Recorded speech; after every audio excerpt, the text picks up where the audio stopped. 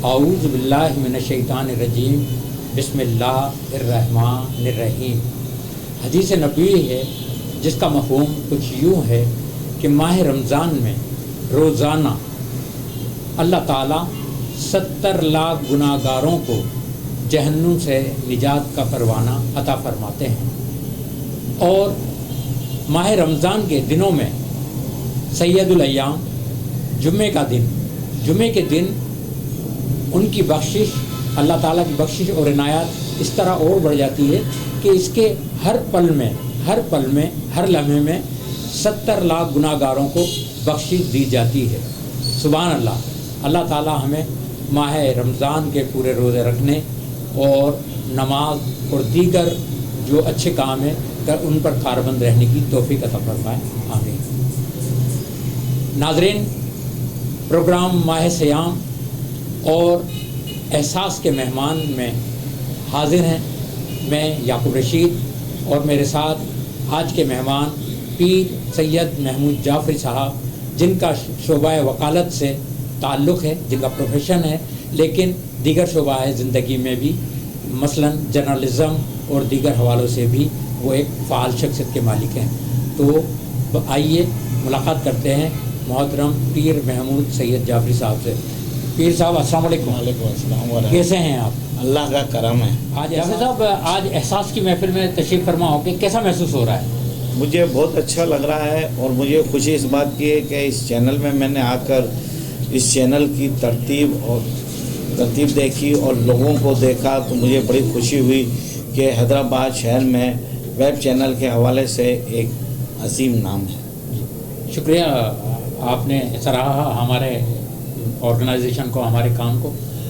پیر صاحب یہ بتائیے گا کہ چونکہ ہمارا پروگرام ماہ سیام کے تعلق سے ہے، تو پہلا سوال ہمارا یہی ہوتا ہے ہر گیسٹ سے کہ اپنے پہلے روزے کی یادیں شیئر کیجیے ہمارے ناظرین سے، کہ کن حالات میں، کس عمر میں، کس وقت رکھا، اور اس سے جڑی کچھ یادیں، یقیناً کچھ نہ کچھ تو دھندلی سی یادیں موجود ہوں گی۔ مجھے بہت اچھی طرح یاد ہے کہ مجھ سے روزہ رکھوایا گیا تھا، تو اس روزے میں نے بڑی کوتاہی کر دی تھی، بہت چھوٹا تھا، لیکن روزے کا شوق تھا تو رکھ لیا، لیکن درمیان میں موقع دیکھ کے واش روم میں نے پانی ضرور پیا ہے، لیکن روزہ پورا رکھنے کی کوشش کی ہے، اور میں کامیاب ایسا ہو جاتا ہے کم عمری میں۔ جی ہاں، باقی میں روزے رکھتا ہوں، لیکن روزوں کی تعداد میری کم ضرور ہے کیونکہ میں بیمار ہوں، لیکن اس دفعہ میرے روزے مسلسل کئی سالوں سے برابر چل رہے ہیں۔ ماشاء اللہ، ہم سب کو اللہ توفیق دے کہ ہم باقاعدگی سے ماہ رمضان کے روزے رکھیں۔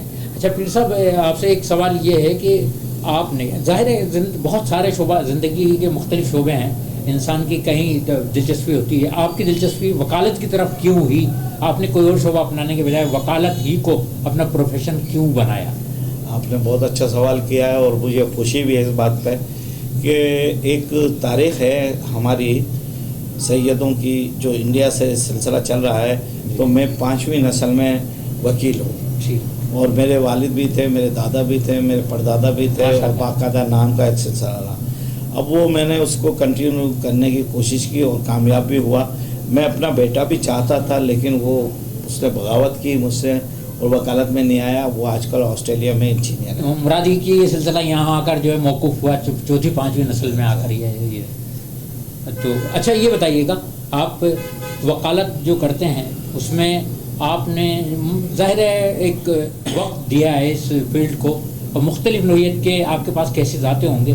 کبھی ایسا ہوا کہ آپ کیس ہارے ہوں، لیکن ہارنے کے بعد بھی آپ کو کوئی افسوس یا دکھ نہ ہوا ہو، یا ایسا کبھی ہوا کہ آپ نے کیس جیتا ہو لیکن جیت کر بھی کوئی خوشی محسوس نہ ہوئی ہو؟ یہ بہت بنیادی سوال ہے، اور یہ ہر وکیل کو سمجھنا چاہیے کہ ہر فیصلہ آپ کے حق میں نہیں ہو سکتا۔ ٹھیک ہے۔ آج کل کے ماحول کے حساب سے تو بالکل نہیں ہو سکتا۔ جس زمانے میں ہم وکالت کرتے تھے، ہمارے والد کرتے تھے، تو میرٹس کی بنیاد پر ہوتا تھا۔ آج کل اس کے برعکس ہے۔ مجھے کہتے ہوئے کوئی تکلیف نہیں ہو رہی۔ پھر اس وقت میرٹ ہوا کرتا تھا، اب شاید ایسی باتیں کم ہیں، میرٹ نہیں ہے، اور جو لوگ آتے ہیں ججز صاحبان، ان کی بھی تربیت نہیں ہے، ورنہ تربیت ہوا کرتی تھی۔ جب میں وکالت میں آیا تو میرے والد نے ایک جملہ مجھے کہا تھا کہ بیٹا اگر وکالت کرنی ہے تو برف جیسے ہو جاؤ۔ آپ ایک چیز کو سمجھیں کہ 2 وکیل مکالمہ کرتے ہیں، بحث کرتے ہیں، آرگومنٹس کہتے ہیں، جو بھی کہتے ہیں آپ اسے کہہ رہے ہیں، لیکن اس کی عقل میں جو آئے گا اس کی ثواب دیدی اختیارات ہیں، فیصلہ کیا کرے گا. تو لہٰذا اس لیے آپ اپنی دیانتداری کے ساتھ کام کریں اور فیصلہ اللہ پہ چھوڑنا چاہیے، کیونکہ بندے تو فیصلے تقریباً غلط ہی کرتے ہیں. جی اچھا پیر صاحب، ایک میرا بنیادی سوال یہ ہے کہ آپ کے جو کیسز آپ کو ملتے ہیں ان کی نوعیت کیا ہوتی ہے عمومی طور پر؟ ہمارا تعلق سول دیوانی جسے کہتے ہیں، دیوانی دیوانہ کر دیتی ہے. جو پہلے سال میں کیس چلتا ہے اور یہ تقریباً 20 سال تک چلتا ہے، اور بعض اوقات تو لوگ بھی مر جاتے ہیں اور کیس وہیں کی وہیں کھڑا رہتا ہے. اسے کہتے ہیں سول، اور اردو میں دیوانی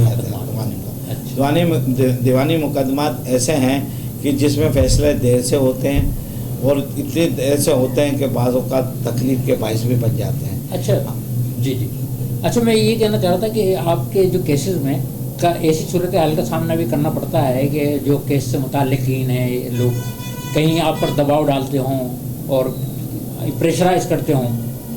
جی ہاں، بالکل ایسا ہی ہے. لازمی بات ہے کہ دو وکیل جب درمیان میں کھڑے ہوئے ہوتے ہیں تو ہر کلائنٹ کی خواہش ہوتی ہے کہ ہمارے وکیل اس کو فیصلے کو ہمارے حق میں کرائے. ایسا نہیں ہوتا اور آج کل ایسا ہو بھی جاتا ہے. لہٰذا اس کے لیے آدمی کو محنت توقع کرنے کے علاوہ لوازمات بھی کرنے پڑتے ہیں. لہٰذا میرا کہنا یہ ہے کہ کیسز میں تاخیر بنیادی چیز ہے اور فیصلہ بڑا مشکل ہے کہ جو 2-3 سال میں آ جائے. اچھا پھر صاحب، ہم فلموں میں دیکھتے ہیں کہ وکیل جو مکالمہ کرتے ہیں تو بڑی دھواں دھار تقاریر کرتے ہیں. کیا عملی حقیقی زندگی میں بالکل یہی صورتحال ہوتی ہے یا اس سے کچھ قدریں مختلف ہوتی ہے؟ اس سے بالکل مختلف ہوتی ہے، لیکن دھواں دھار تقریر تو جو وکیل صاحبان کرتے ہیں وہ اس میں ان کے پاس کچھ ہوتا نہیں ہے بحث کرنے کے لیے، آرگومنٹس کرنے کے لیے. تو وہ اپنے کلائنٹ کو مطمئن کرنے کے لیے دھواں تقریریں کرتے ہیں. لیکن ٹو دی پوائنٹ لوگ وکیل صاحبان جو بات کرتے ہیں، میں نے عموماً اپنی زندگی میں فیصلے ان کے حق میں ہوتے دیکھے ہیں. اچھا پیر صاحب، یہ بتائیے کیا کبھی یوں ہوتا ہے کہ آپ اپنی جذباتی تقریر سے جج کو اتنا متاثر کر دیں کہ وہ فیصلہ آپ کے حق میں محض آپ کے آرگومنٹ کی بنیاد پر نہیں بلکہ آپ کی جذباتی تقریر کی بنیاد پر دے دیں؟ ایسا میں تو سمجھتا نہیں ہوں کہ ایسا ہوگا، لیکن اس کے ساتھ معاملات دوسرے ہو جاتے ہیں تو جذبات بھی چل جاتے ہیں اور فیصلے بھی حق میں ہو جاتے ہیں، میں یہی کہوں گا. اچھا چلے پھر صاحب، یہ بتائیے گا، آپ تو ایک ہی وقت میں بہت سی کشتیوں کے سوار ہیں. آپ ایک طرف وکیل ہیں تو دوسری طرف جرنلزم سے بھی آپ کا گہرا تعلق بنتا ہے. ارقم اخبار کو آپ ہیڈ کرتے ہیں بطور بیورو چیف، تو اور دوسری طرف ایک نیوز چینل ہے، ویب چینل، اس کے بھی آپ روح رواں ہیں. تیسری جانب ایک سیٹلائٹ چینل ہے، وہ بھی آپ سے متعلق ہے، آپ کی زیر سرپرستی ہے. تو یہ سارے معاملات آپ کس طریقے سے مطلب مینیج کرتے ہیں؟ آپ جرنلزم بھی کر رہے ہیں اور وکالت بھی کر رہے ہیں. اچھا، میں نے پھر آپ کو یہ دیکھا ہے آپ یہاں شہر کی جو ثقافتی تقریبات ہیں ان میں بھی بڑھ چڑھ کر حصہ لیتے ہیں. تو یہ کیسے ممکن ہے، کیسے مینیج کر رہے ہیں؟ میں سب سے پہلے تو ایک جملہ کہوں گا، حیدرآباد محبتوں کا شہر ہے، بے شک روشنیوں کا شہر ہے، اور اتنا خلوص اور محبت میں سمجھتا ہوں کہ پورے پاکستان میں کسی شہر میں نہیں ہے. اور یہی وجہ ہے مصروفیات کی، یہی وجہ ہے آنے جانے کی. میں نے 1980 میں جب میں آیا تھا فیلڈ میں تو ہم نے امداد مستحقین ایک تنظیم بنائی تھی، اور اس میں ہم شادی بیاہ بھی کرایا کرتے تھے اور دوسرے مقامات جو ہوتے تھے لوازمات ہم پورے کرتے تھے. پھر ہم نے ایک ہاسپٹل بنایا تھا اپنے حسینی چوک پیٹ آباد میں، مدنی چیریٹیبل ہاسپٹل کے حساب سے. وہ 1984 میں ہم نے مکمل کیا تھا، اور وہ شاید ابھی دوسرے نام سے حیدرآباد کے نام سے ہے. اس میں باقاعدہ پیش رہا تھا.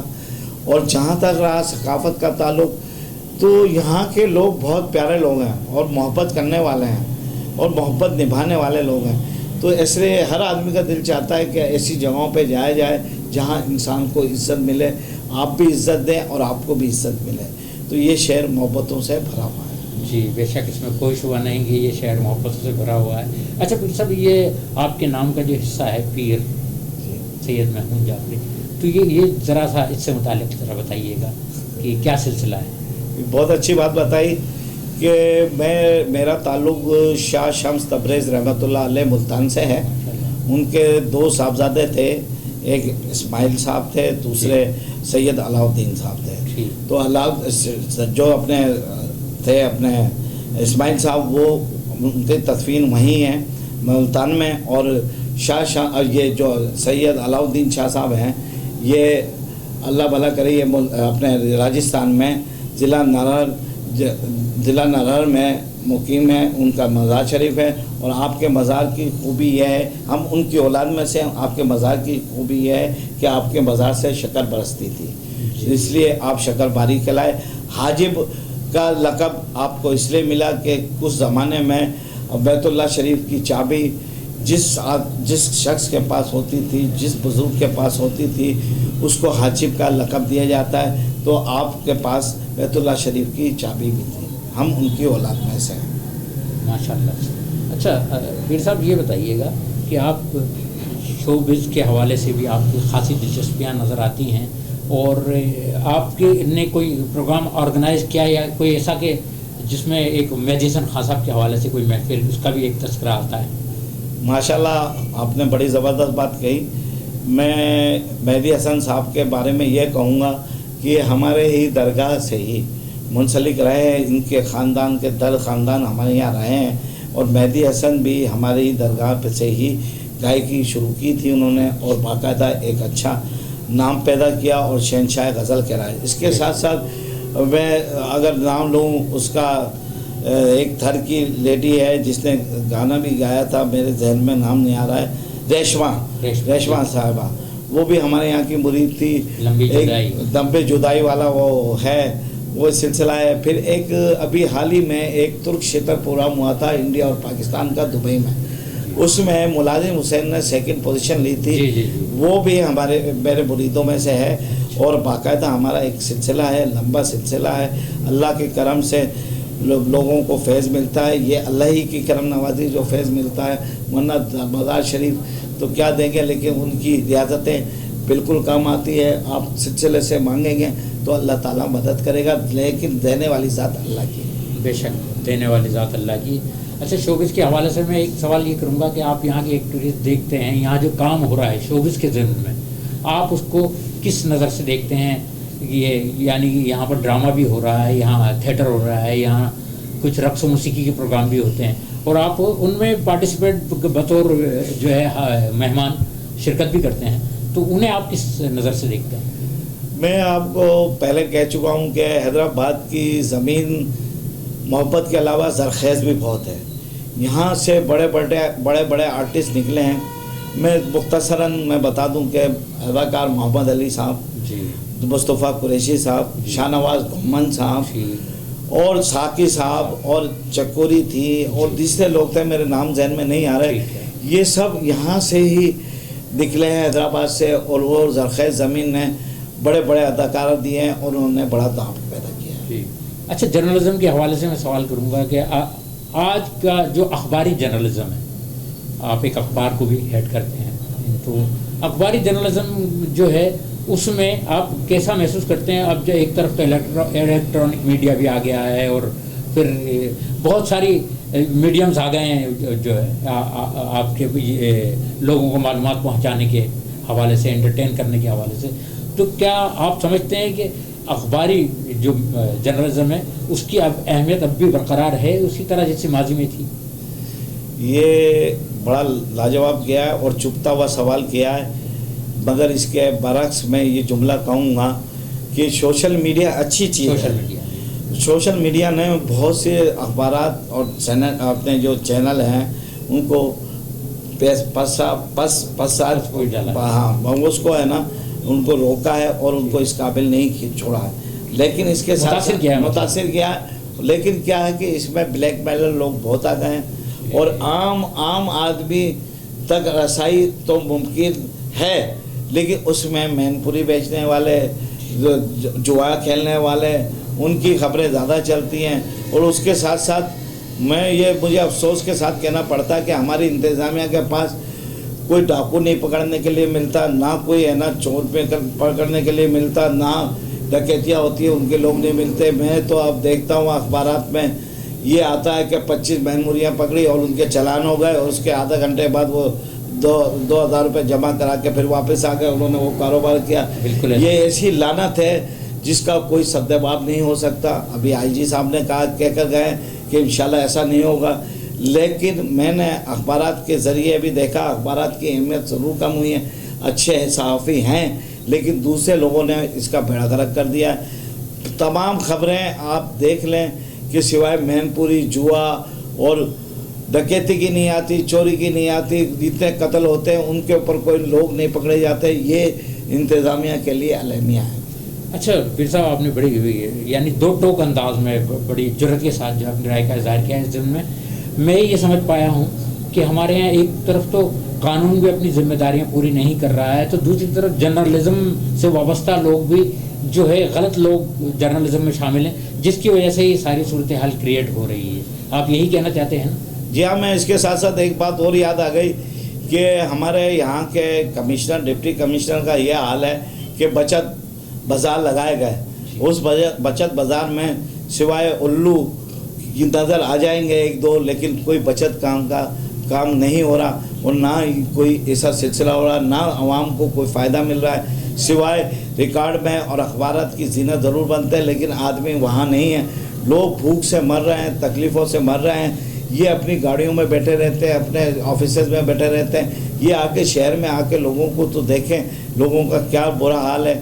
میں اگر 5,000 روپے لے کے نکلتا ہوں تو میں جو سامان لاتا ہوں تو وہ میں ایک انگلی کے اوپر رکھ کر لے آتا ہوں، جبکہ کسی زمانے میں ایسا نہیں ہوتا تھا۔ بہت خوب، بہت خوب، یہی بات ہے، بالکل آپ نے حقیقت کی نشاندہی کی ہے۔ آج کا انسان، آج کا دور، آج کے عہد کا انسان اسی جو ہے ایک مشکل سے دو چار ہے، اسی کیفیت سے دو چار ہے۔ اچھا پیر صاحب، ہم تھوڑا سا آپ سنجیدگی کی طرف چلے گئے تھے، سنجیدہ موضوع کی طرف، اب میں آؤں گا انٹرٹینمنٹ کی طرف، کہ فلم وغیرہ سے کچھ آپ کی دلچسپی یا لگاؤ؟ جی ہاں، میں بالکل مذہبی انسان ہوتے ہوئے بھی مجھے بھی انٹرٹینمنٹ چاہیے ہوتا ہے۔ میں انٹرٹینمنٹ لیتا ہوں، میں پریس کلب میں جاتا ہوں، فنکشن دیکھتا ہوں جس میں آپ بھی مدعو ہوتے ہیں، اور آپ بھی حیدرآباد کا بہت بڑا اثاثہ ہیں، اور میں اس بات کو تسلیم کرتا ہوں۔ اور میں آپ کے اس چینل کے حوالے سے نہیں، میں عام زندگی میں میں آپ کی عزت کرتا ہوں۔ اللہ آپ کو سلامت رکھے۔ جہاں تک رہا کہ انٹرٹینمنٹ آدمی کے لیے ضروری ہے، لیکن اس کا مقصد یہ نہیں ہے کہ آپ اپنے تمام اخلاقیات چیزوں کو ختم کرتے جائیں، بالا طاق رکھ کے کریں، یہ غیر مناسب ہے۔ جی بالکل۔ اچھا پیر صاحب، ایک زمانہ تھا پاکستانی سینما کا دور تھا، پاکستانی ٹی وی کا دور تھا، تو اس زمانے میں آپ نے کبھی پاکستانی فلم دیکھی ہو؟ وہ کچھ باتیں شیئر کیجیے اگر دیکھی ہیں تو۔ مجھے فلمیں 2-3 مجھے یاد ہیں، اور میں اس میں بہت رویا تھا۔ ایک پہچان تھی، ایک اولاد فلم تھی، ایک بہن بھائی فلم تھی، جس میں نے اتنا رویا ہوں کہ یقین مانے کہ جو لوگ تمام بیٹھے تھے وہ بھی میری وجہ سے پریشان ہو گئے تھے، اور وہ بھی رونے پہ مجبور ہو گئے۔ مطلب اس کا مطلب ہے آپ بڑے جذباتی اور کمزور دل کے انسان ہیں۔ جی ہاں، بالکل بالکل ایسا ہی ہے۔ جی پیر صاحب، آپ نے جو ہے باقاعدہ ہمارے یہاں جو ثقافتی سرگرمیاں ان کی سرپرستی کے ذمن میں ایک کام یہ بھی کیا کہ منشیات کے موضوع پر ایک ڈرامہ ہوا تھا ناسور، اس کو آپ نے جو ہے باقاعدہ اس کی سرپرستی کی تھی، تو اس سے متعلق ذرا کچھ بتائیے گا۔ یہ یعقوب بھائی، میں نے جیسے پہلے بیان کیا، مین پوری دوسری چیزوں نے پاکستان کا، پورے پاکستان کا بیڑا غرق کر دیا ہے۔ خاص طور سے حیدرآباد شہر لاوارث ہے، انتظامی امور پہ کوئی کام نہیں ہو رہا، پولیس کوئی کام نہیں کر رہی۔ پولیس میں لوگ لائے گئے ہیں، وہ باہر سے لائے ہوئے لوگ گئے ہیں، علاقے کے لوگ نہیں ہیں، قانون کا معیار بنا کے ان کو بھیج دیا ہے، انہیں اپنے گھر کا پتہ نہیں ہے۔ وہ لوگ آئے ہیں اور سونے کی چڑیا اس کو حیدرآباد کو سمجھتے ہیں۔ میں نے ناسور ڈرامہ، میرے دل میں خیال آیا کہ منشیات سے پاک ایک ادارہ ہم نے بنایا ہوا ہے، اور اس سلسلے میں ہمارے جو ہے ایک بہت اچھے سبجیکٹ کا انتخاب کیا۔ جی ہاں بہت کیا، اور اس کے لیے لڑ بھی رہے ہیں، اور اس میں ایک ہمارے بچہ ہے، اس کے 3 FIR بھی کٹی، صرف اس جرم میں کٹی کہ یار آپ منشیات سے کنارہ کشی کر لیں، لیکن ہم نے اس کو نہیں چھوڑا۔ جہاں تک ناسور ڈرامے کا اینٹی منشیات مہم جو چلا رہے ہیں آپ، اس کے حوالے سے جہاں وہ ہم چلا رہے ہیں، اور باقاعدہ چل رہی ہے اور آج تک چل رہی ہے. 3-4 FIR درج ہوئی ہیں اور اس میں اللہ پاک نے عزت دی ہے. ناسور اس سلسلے کا ہم نے ایک ڈرامہ بنایا تھا.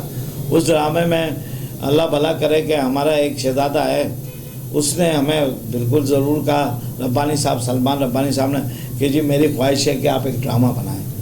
تو ہم نے اس ڈرامے کی اچھا, سلمان ربانی صاحب ہمارے احساس کے کیمرہ مین بھی ہیں. ماشاءاللہ مجھے بڑی خوشی ہے. تو ان کے اصرار کے اوپر میں نے یہ ڈرامے کیا اور کسی سے 1 روپیہ نہیں لیا. تقریباً 1.5 لاکھ روپیہ اس پہ خرچہ آیا. اور ہم نے باقاعدہ AC بھی چلائے ہوئے تھے. ہم نے وہاں پہ ٹھنڈے پانی کی بوتلیں, جوس وغیرہ اور یہ دیے. یہ بھی حیدرآباد کی تاریخ میں شاید یہ ریکارڈ ہو. اور ایک بہت اچھا پروگرام کیا. اس میں سلمان ربانی کا مرکزی کردار تھا اور اس نے بہت اچھا کردار ادا کیا. سلمان ربانی ایک بہت اچھا آرٹسٹ ہے. اس لیے کہہ رہا ہوں کہ اس ڈرامے میں بھی دیکھا. پھر ایک ڈرامے میں چلا گیا تھا تو رؤوف لالا آئے ہوئے تھے. میرا تعلق کراچی آرٹ کونسل سے بھی ہے, میں سینئر ترین ممبر ہوں. وہاں سلمان ربانی کے لیے اس نے کوئی جملہ کہا تو میں نے ناگواری کا اظہار کیا. میں نے کہا آپ اتنے بڑے آرٹسٹ نہیں ہیں, یہ آرٹسٹ بڑا یہ ہے جس کو دیکھ کے لوگ روتے ہیں. تو یہ ایک ڈرامہ ہم نے کیا. ابھی مزید ڈرامے کریں گے, آپ کے تعاون سے کریں گے, آپ کی تحریروں سے کریں گے. آپ بہت اچھے انسان ہیں اب, لیکن شہر کے لیے آپ کو بھی تھوڑا ایکٹیو ہونا. بالکل آگے آئیں گے انشاءاللہ. پھر بہت خوبصورت گفتگو کی آپ نے. میں ایک آپ سے احساس کے تعلق سے ایک سوال کرنا چاہوں گا کہ احساس نے یہ جو سلسلہ شروع کیا ہے کہ مختلف شعبہ زندگی کے لوگ, جس میں جیسے کہ آپ کا تعلق وکالت سے, اسی طریقے سے فنون لطیفہ کے لوگوں سے بھی ہم ملاقات کروا رہے ہیں احساس کے اس سلسلے میں, ماہ سیام اور احساس کے مہمان میں.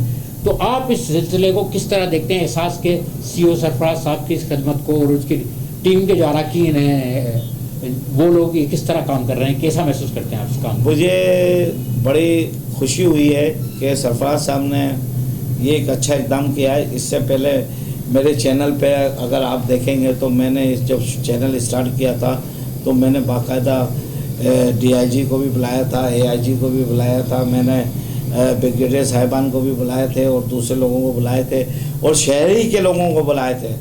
ہمارے شہر میں بڑا ٹیلنٹ ہے, بہت اچھے لوگ ہیں.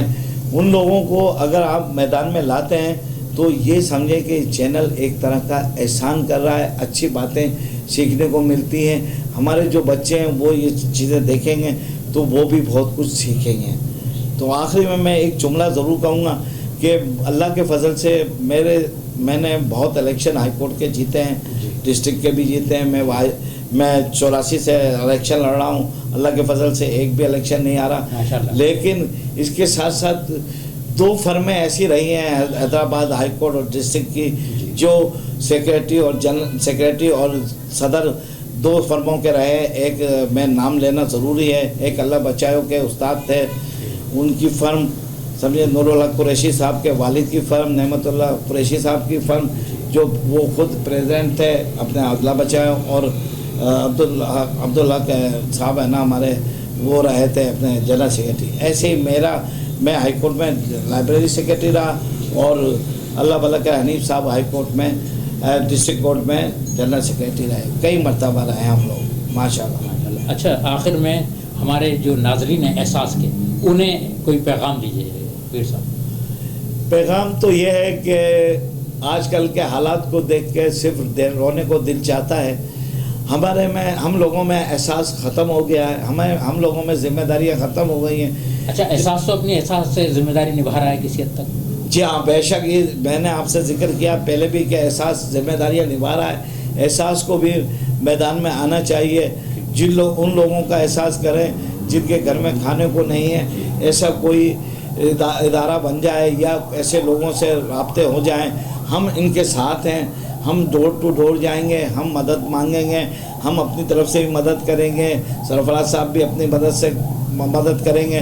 تو ایسا گہوارہ بنا دیں کہ لوگ روز مر رہے ہیں اور بے حساب مر رہے ہیں, آٹے کے پیچھے مر رہے ہیں. اللہ تعالیٰ قہر ان لوگوں پہ کب لائے گا جو آٹے کے لیے مر رہے ہیں اور حکومت بیٹھی ہوئی سو رہی ہے. بہت بہت شکریہ. آپ کی نے بہت جرت مندانہ انداز میں 2 ٹوک گفتگو کی. آپ کی گفتگو یقیناً ہمارے ناظرین سن کر جو ہے انہیں ایک خوشگوار احساس ہوا ہوگا کہ آج بھی جو ہے بہت سے لوگ ایسے ہیں جو اس دور میں بھی جو ہے سچ کا دامن ہاتھ سے نہیں چھوڑتے اور بولڈ اور بے باک گفتگو کر سکتے ہیں. آپ کا بہت بہت شکریہ پیر سید محمود جعفری. آپ کا بہت بہت شکریہ. آپ ہمارے لیے حیدرآباد کے لیے اثاثہ ہے. میں بہت جلد ایک پروگرام آپ کا کرنا چاہتا ہوں مگر آپ ٹائم نہیں دے پا رہے ہیں. آپ کی مصروفیات آپ بہتر جانتے ہیں. میں اس چینل کے توسط سے یہ کہنا چاہتا ہوں کہ اب آپ کا انٹرویو میرے یہاں ہوگا. آپ ہمارے لیے بڑا اثاثہ ہیں. بہت بڑی نوازش. ناظرین یہ تھے پیر محمود سید محمود جعفری صاحب ایڈوکیٹ, جنہوں نے بڑی خوبصورتی سے اور بڑی دیدہ دلری سے اور جرت سے جو ہے نا اپنی رائے کا اظہار کیا ہمارے جو سماج میں جو کچھ ہو رہا ہے اس کے حوالے سے. کل پھر کسی شخصیت کے ساتھ حاضر ہوں گے, لیکن اس سے پہلے آپ سے ریکویسٹ کر دوں کہ سبسکرائب کیجئے, احساس کو لائک کیجئے اور اپنی رائے کا اظہار کیجئے. اجازت دیجئے یعقوب رشید کو. خدا حافظ.